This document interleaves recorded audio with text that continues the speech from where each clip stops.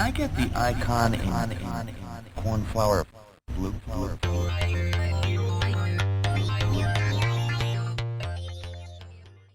All right. Well, we wanted to do a quick little interlude episode talking about some AI news because this is all Steve and I talk about whenever we talk to each other on the phone. Seriously. Did you try this new AI tool? Check this out. Did you see this? This is cool as shit. This thing sucks. I tried it. So we wanted to talk about some of that because maybe people aren't, spending 20 to 30 hours a week of their evenings on it like we are. That's right. And Chad, you shared with me the Chat GPT Reddit, which I haven't stopped looking at since you shared it with me. And there's a lot of links in there, so we can put that in the notes for people if you haven't seen it. Yeah. But I thought it'd be fun to just talk through some of this stuff. And maybe we should start with the very first one, which is like, there's been all this innovation. It's happening very quickly. And then the other day, there's this letter that comes out, and it's signed by Elon and Wozniak and all these other people, Andrew Yang, who's a politician in the U.S. It's just kind of interesting that it's like I question their motives for putting this letter out, which says to stop all development for 6 months so we can figure out all the safety and all that stuff. Well, specifically, it's about pausing work on systems that are GPT-4 and more powerful than GPT-4 because they're not open source, right? Originally, OpenAI was an open source, not-for-profit foundation that Musk himself gave, I think, $100 million to help create.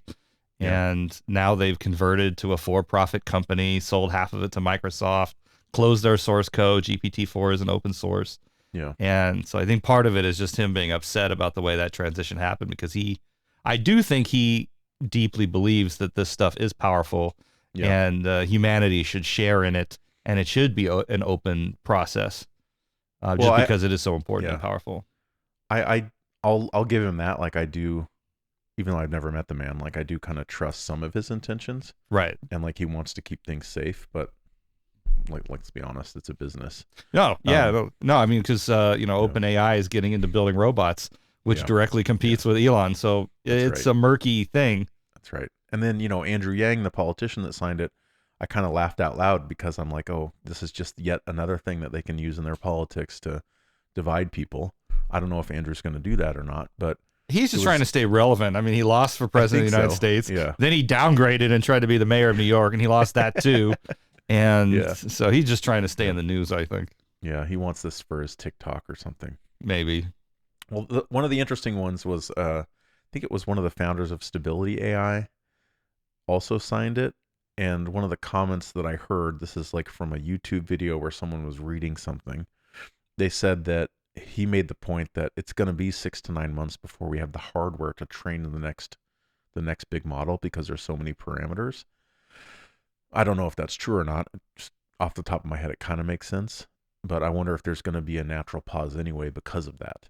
Not a pause in like everyone else building on top of what already exists, but a pause in kind of the next leap in capability. I don't know. I mean, I remember Chamath a couple of weeks ago saying on their podcast that they're using GPT-4 to train GPT-5 already. Yeah. And so now we're starting to see computers training computers, and that's not necessarily full AGI of where it's like writing its own model and creating the source from scratch, but it does feel like it's heading towards that full feedback loop where it just iterates on its own self and gets better and better.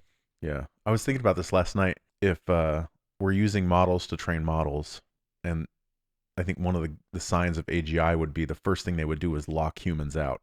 Because they're like, look, I know what you're going to try to do. So that's the first thing I do is just, I block off all access and I go do my own thing. Well, yeah, it's very Skynet-ish. It totally I don't know. is. It totally is. I don't know. I mean, ChatGPT itself, even with all these other things that are launching on top of it, but even just ChatGPT itself is getting better so much faster. Yeah. Right? It's got access to, or the beta version of it today has access to go query things on the internet. So previously it had this issue where it was trained in 2021 and it didn't have newer information from the last 2 years. But now you can ask it a question and it'll go pull multiple news sources. It'll look things up on different websites and compare and see, what's the common reported thing? Where do they differ? Is there bias?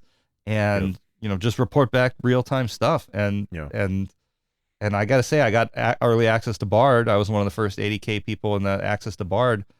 It's just so weak compared to what ChatGPT can do. Yeah. I mean, Twitter's just full of just people showing things where it just falls down flat. Yeah.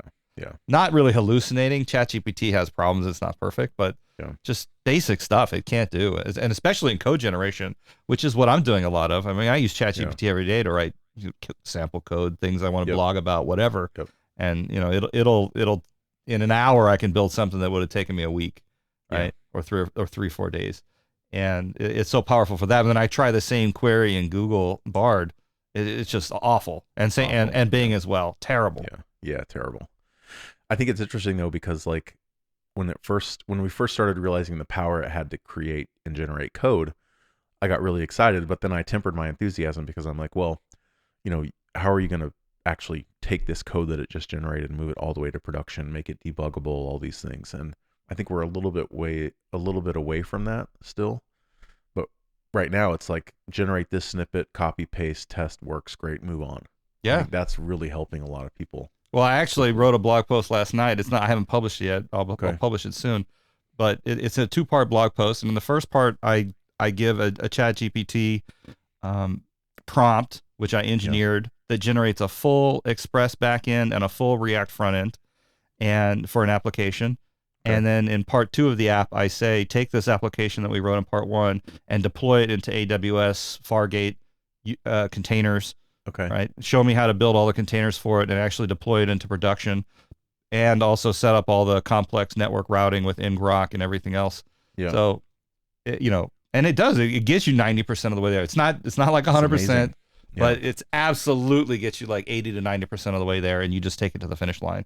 It's phenomenal, and it'll get better and better. But you know, to write the app, I started with a short prompt, and it generated something, and then it had all these problems that I found, problems or things that should, you know, really should be there. Like it didn't log the requests that were coming into the API, and it didn't, you know, take these things like the AWS configuration via environment variables or config files. And so all these things that you just expect to be in any app. Maybe it'll learn that anytime I do an app, I need to do it this way over time. But now, so my prompt just got longer and longer, and it was like a few hundred words by the end, but it did what I needed it to do.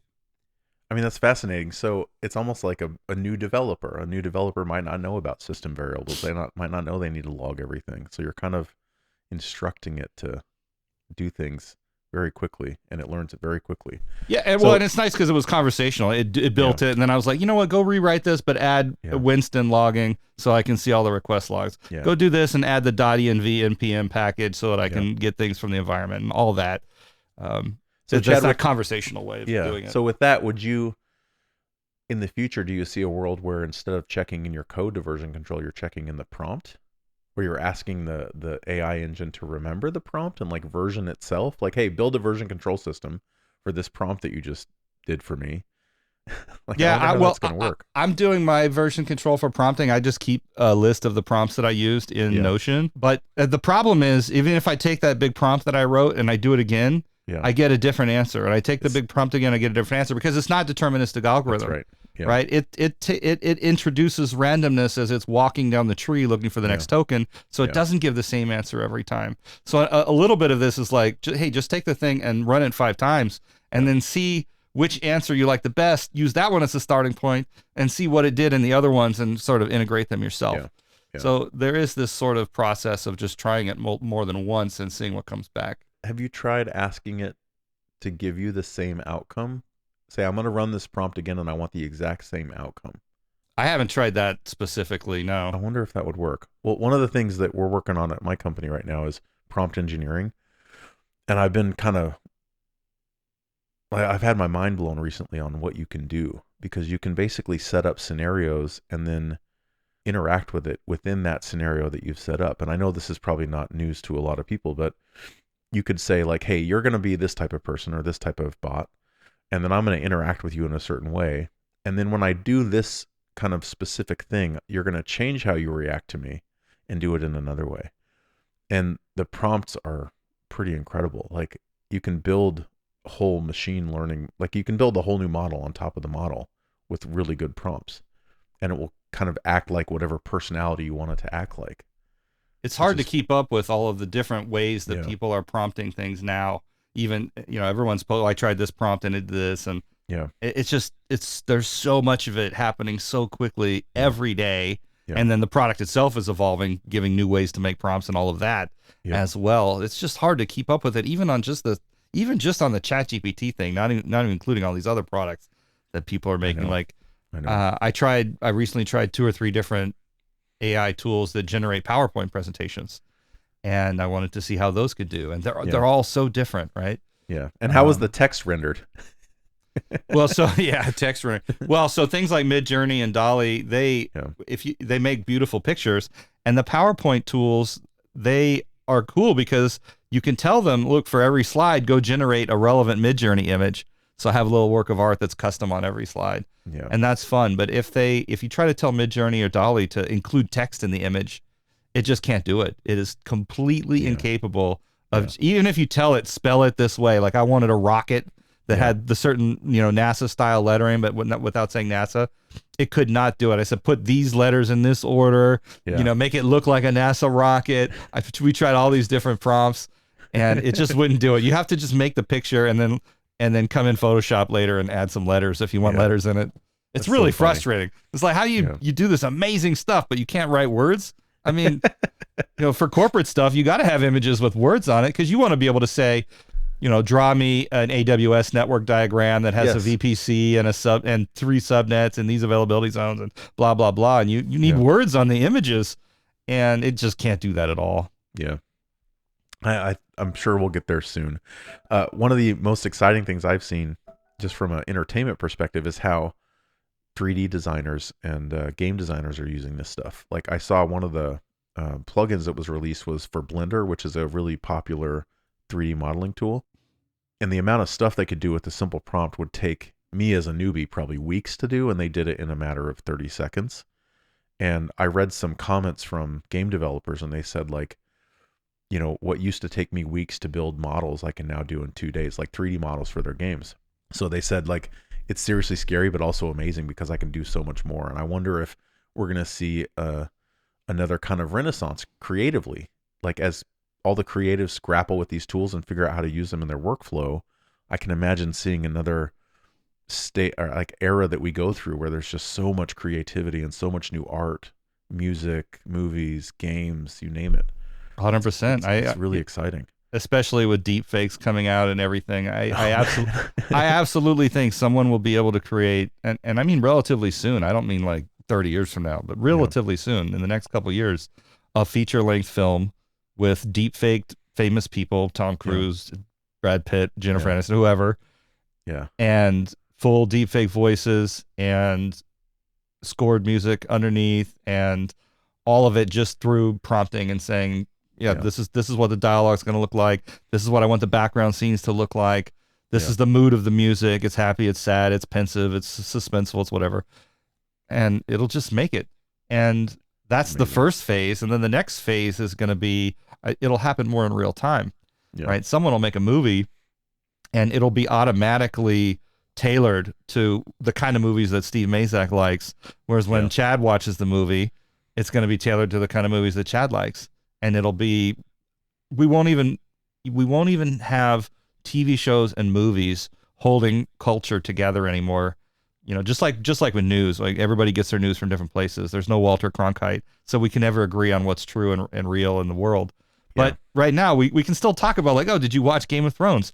Did you watch, are you watching the new Ted Lasso or whatever? We have that to talk about. But if those shows are different and personalized for everybody through AI, we won't even have that thread holding society together. It's going to be really interesting. I never thought about it like that, but I don't see why that wouldn't be possible. You could have 5 different versions of the same movie that are targeted at different audiences. No, not 5 different versions. It's individual, personally individualized for each person. Yeah. Yeah. Literally a different episode or movie for each person. Man, that's kind of blowing my mind right now. I never thought of that. So the Pope image prompted me to... He had some bling. Dude, it prompted me to send out an email to my family, which I never do. Like, I'm kind of one of the technologists among a few in my family. And I sent an email like, hey, I don't normally do this, but I thought we should all be aware of what's happening and be a little bit more, like, I guess keep our radar up, right? Like if you get a voicemail from me asking for money, it's not me.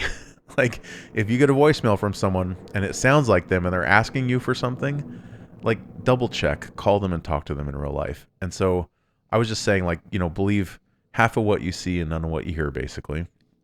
And then, some of my family members were commenting on the Pope image and stuff like that. Last night before I went to bed, I saw this news article that scams are mounting up very, very quickly, where they're using this exact technology, and it's working, where they emulate the voice of one of your loved ones. They send you a text message or they send you an audio clip via email, and it sounds like your loved one. And someone got scammed out of some money because they thought their son had cancer based on a voicemail, and he was calling his parents and asking for money, but it wasn't really him. And it just was like, yeah, I'm glad I sent the email. But it is a little scary. Like, who can you trust anymore? Yeah, I think that we're seeing more and more of that. Even, people are making fake images of politicians and tweeting them. So, and videos too, right? Yeah. So there will be this time where maybe the older generations, they don't fully understand that these things can't be trusted. Yeah. And they will, whether they get scammed out of money like that, or whether it's just fake news that sways elections and general popular feelings.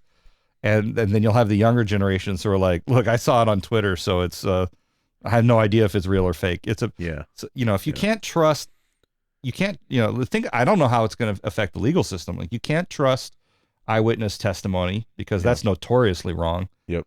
Right. So we have come to rely on cell phone cameras and security cameras and all of that, but we'll very rapidly reach a point where you won't be able to trust those either, because those can also be deep faked. So how will the legal system function when we can't trust eyewitness testimony and we can't trust security camera footage or cell phone camera footage? Yeah. How do you get anything done?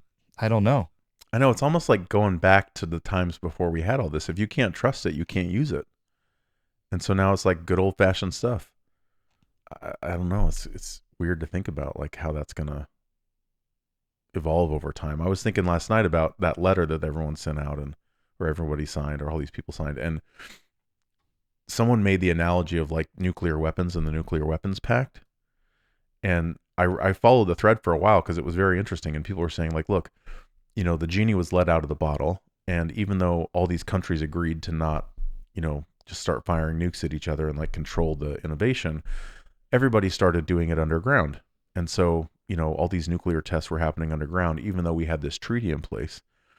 And the analogy they were making is like, even if every country agreed to pause development, how do you even enforce that? Because it's a lot easier to hide a computer under your desk than it is to, hide a nuclear testing facility underground. Oh yeah, there's no way you could tell. There's no way you could tell if people were running GPT models behind the scenes somehow. There's just no way. That's right. But one of the interesting ones that I saw in terms of products that are being built wasn't just software. Someone's making an earpiece, that fits in your ear that other people can't see, and it listens to what's being said, and then it tells you what to say back. So for like a job interview, you could be in a full tech, like hardcore Google coding job interview or something like that, and they could start asking you algorithms questions, and you're like, oh yeah, just use this and blah blah blah, right? Yeah. Yep, that one's amazing. There was another one where some guy tweeted that GPT-4 saved their dog's life, and he was prompting with the symptoms because the vet couldn't figure out what was wrong, and he eventually got the right answer, or the right answers back that ended up being right, and it was like some blood test, and it was really interesting. Oh yeah, software's been better at reading medical imaging than doctors for a long time. Looking at MRIs and X-rays and stuff. That's right. Yeah, it's just way better than the human error that gets involved when a doctor looks at something really quickly. Yep. They're just better at it. So yeah. Well, Chad, there's no reason in the future then, if all this stuff does come to fruition, that you and I couldn't just sit down together on a video chat and prompt our way through an entire podcast that we prompted, but we never actually recorded ourselves. You know what I mean? Oh, I saw the guy who had made a way to have a voice communication with Steve Jobs. Yeah, where he was deep faking Steve Jobs' voice, and he used ChatGPT to generate the answers and run it through the voice generator. And it's that Black Mirror. It's like that Black Mirror episode where you can talk with your loved ones who are dead and all of that. Yeah. I feel like we could have we should have Steve Jobs on and interview him on the podcast. Well, it kind of brings a whole new dimension to the question of like the icebreaker question of if you could talk to one person in history, who would it be? Well, you can do it now. Yeah. It's like just make up the voice. What did Jesus sound like? Oh well, I don't know.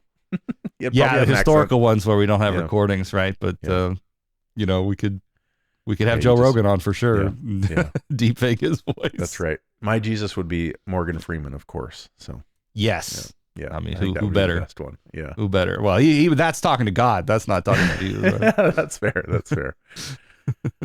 Anyway, there's a lot of cool stuff happening. So if you're not part of the ChatGPT Reddit, definitely recommend joining that because it's like one of the best ways I think to keep up to date. There's also a guy, I think his name's Matt Stone on YouTube that I've been following, and he's creating videos constantly and just trying to aggregate the news for all of his listeners. So I love that he's doing that. It really helps me stay up to date.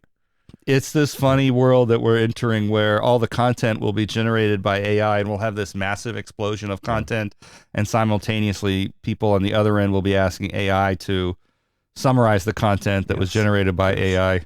And it's going to go from like, here's this couple sentences and then a big giant piece of content. Now reduce it back to a couple sentences for me so I can read it all. It's such a weird thing. Like I was thinking about this too, is being in sales, I try to write nice emails, and it's like, I just really want to say what I want to say, get to the point. And I'm sure on the other side, they really want me to say that too. But there's like this, what's acceptable culturally. Yeah. As a protocol. Yeah. Yeah. So it's like, if you send an email, you could almost say, change the text of this email to make it culturally appropriate for the person's culture. And so you send 5 different emails and the person on the other end receives 5 different emails. Like, but you wrote one, sorry. I think that might be interesting too. Yeah. I mean, all of that's going to happen. And obviously you'd want to run it through Empathic as well to make sure that it was of course. Yeah. Got to appropriately understood. Yeah. But I would love an email client that basically knew my preference for how I like to receive information. And so no matter what email I got, it rewrote it, and it wrote it in the way that I would best understand it. You mean for the receiver, has it translated to them? Yeah. And that way, like if I wrote you an email and let's say I'm very wordy and long-winded, but you like things short and to the point, it would just shorten the email and you could see the original, but like you could see the shortened version. Oh, I mean, yeah, that's definitely already happening. I mean, Microsoft is building that stuff into Outlook. They'll say like, also, we're going to record all the meetings and we'll send out summaries automatically after we do the transcription. And show me summaries of all my email. Show me a daily summary of my calendar for what I have coming up today. Yeah. Right, all that type of stuff is pretty easy to do, I think, for them. Yeah, I think so. All right, well, hey, man, I got to run. There's a contractor here, but I wanted to just chat about this stuff because it's happening quickly. Maybe we should do this like once a week or something, or every couple of weeks. Yeah, I feel like once a month it'll be a totally different AI market space out there with seriously all new stuff to review. Yeah. All right, man. All right, Chad, take it easy. Thanks. Later. Bye. Bye.